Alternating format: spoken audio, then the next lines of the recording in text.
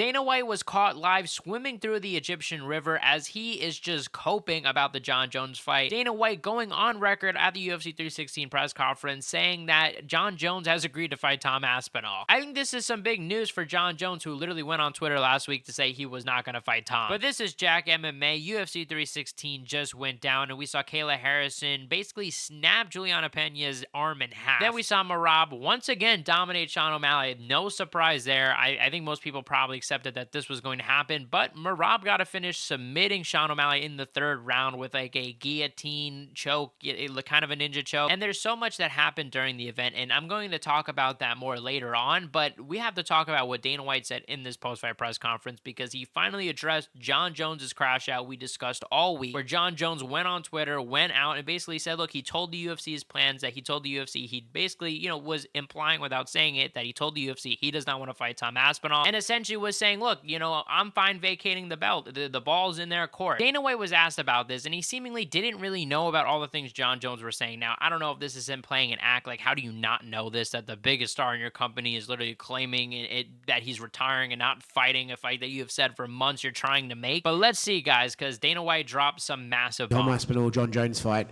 It's a bit different now, right? Because Jon's been tweeting guys, this is what we've been waiting about for. The fact that he's told you his plans, he's ready to vacate the belt, and all the rest of it. He said he's ready to vacate the belt? He said he doesn't care if you strip it, he would vacate it. Fucking crazy. Yeah.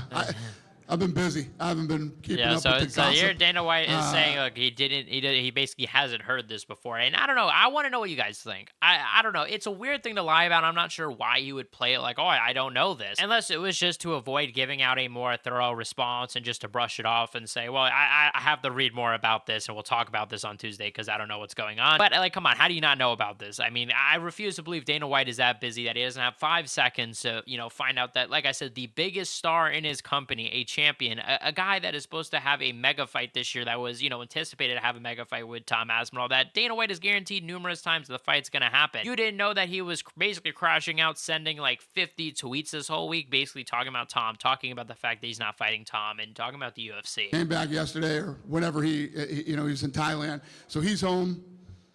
We'll be home tonight. And Tuesday, we'll figure this out.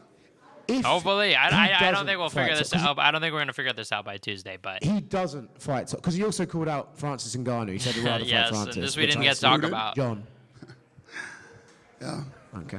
Yeah, I feel like Dana White's going to have a heart attack, bro. So, yeah, I mean, we saw Jon Jones call out Francis. I mean, we wanted to see the Francis fight years ago. Like, I don't think this is any laughing matter. You know what I mean? Like, I take these fights personal when they don't happen, John. You know what I'm saying? I really wanted the Francis Ngannou Jon Jones fight. I was in heavy denial that fight was going to happen for the longest time. And that's a fight we didn't get. So, yeah, this is no laughing matter. This isn't, let's troll. Oh, yeah, I'm going to fight Francis Ngannou. I'm going to do this and this. Like, Jon Jones isn't going to fight anybody unless you give him like Mike Tyson an MMA fight. Like, that's probably who he's gonna call out. It's none of my business. I'll do what I can to make the fight if we can. If he's talking that crazy shit, I didn't realize that. Yeah, and last one on this. I remember a time when GSP basically you hear Dana White kind of stop himself, and he's like, yeah, like if the fight happens, and then he almost says, and if it doesn't, or maybe it doesn't, but he stops himself. I mean, you could tell Dana does not want this to fail, because especially the UFC has been getting shit on this year. I mean, seriously, there've been fans turning their backs left and right, a lot of hate, and this would just be the final nail in the coffin to say, wow, yeah, the UFC, they need to start fixing something, because if they can't get this fight that they have been guaranteeing for a long time. I mean, I never thought this fight was going to happen. I'm more just surprised you don't get fights done like Topuria and Islam. Like, how is that a fight that you don't get done? Talking about, I wonder, is there anything that PFL or Francis could do to make that a realistic option for you guys? I don't think so. Are you fully focused on Aspinall? Yeah, it's Aspinall's fight. I mean, we've been talking to this kid forever about it. And, like, honestly, I want to say, too, yeah, for me, when I heard about this Ngannou fight, I said, look, honestly, let Jon Jones keep the belt. If he fights, Francis Ngannou, I'm willing to, turn a blind eye here, because that would just be a dope fight. But I then remembered Tom Aspinall, man. Like, this guy has been waiting years, and just for him not to get the fight, but Jon Jones still be the champ and fight someone else, that is so insulting. However, I will say, and look, we're going to hear Dana White talk about Francis. He does not have a good thing to say about Francis, as we know from the past. It's not a bad thing for the UFC to pull out of nowhere and say, you know what, we're signing Francis Ngannou back. It would just liven up the heavyweight division. What would happen if he came to you and says, like, I'll fight, but I won't fight Aspinall, I would fight Ngannou, would you even be interested in that or no?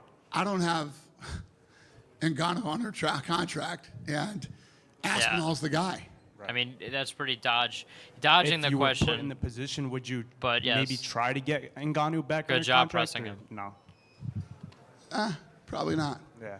Understood. I'm just curious. But I understand. last question for you is, I feel like Okay, so the I mean, sport of here we're MMA is basically starting- we hear him just kind of just shut down just the idea of Francis being re-signed because of how they departed. The UFC wants to say, oh, we don't need Francis. Francis made a mistake. Like, in your gut, do you think that fight will ultimately end up happening? Yeah, I mean, I've been saying it since the beginning, and Jon Jones agreed to do the fight. So, and this is big. He says Jon Jones was agreed. offered the deal and accepted the deal. And okay, so that's obviously a big bomb, and the reporter kind of doesn't ask any question about that. That's a pretty big bomb, and surprisingly, nobody. I mean, honestly, it was a very Dana White did say it low key, but then Dana White he's kind of asked about it again. I'm going to show you guys. So, Dan, just Yeah, to here clarify there, we can see. You said John has agreed to fight with Tom. John agreed to fight Tom, yes. So but he hasn't signed a contract or anything. Right.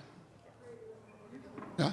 That's Well, I mean, you guys have heard me for the last however long. I said, I guarantee you this fight's going to happen. This fight's going to happen. Fight's going to happen. But yeah, Dana White drops massive news saying that Jon Jones, I guess at one point agreed to this fight, and I don't know.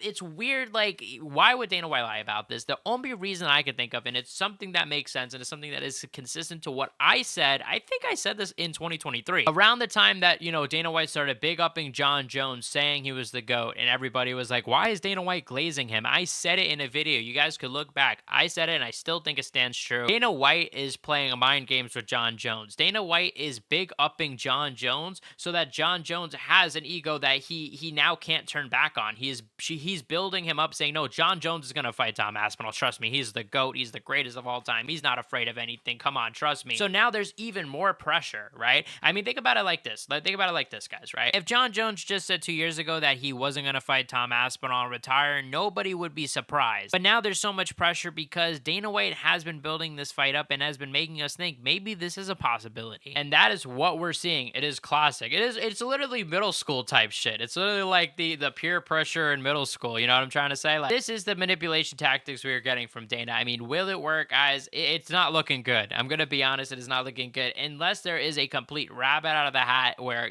completely nobody is on the in on this, right? Like, if this has to be the best kept secret of all time because we've heard so many rumors. We've heard it from Jon Jones himself. Like, why is Jon Jones lying? This is hurting the fight, right? This isn't building up the fight. This is hurting the fight. This is making fans say, nah, the fight's not happening. Ain't no way. Let's make petitions trying to strip Jon Jones. And yeah, overall, the card was good. I saw some people complain here and there. I mean, there were definitely some fun moments. Kayla Harrison looked huge against Juliana Pena, and I'm excited for the Amanda Nunes fight. That's going to be a massive fight that we will at some point talk about on the channel. And yeah, I really do feel bad for Sean O'Malley as well because I know he made so many changes and really did work on his game. And I don't think Sean O'Malley's a bad guy. We can cringe at him here and there and things like that, but I don't think he's a bad guy. He seems to be a nice dude. I did feel bad for O'Malley, seeing him lose, seeing him get submitted like that. It sucks. You're putting so much hard work into something and trying to be better just to, basically get dominated again. It's tough.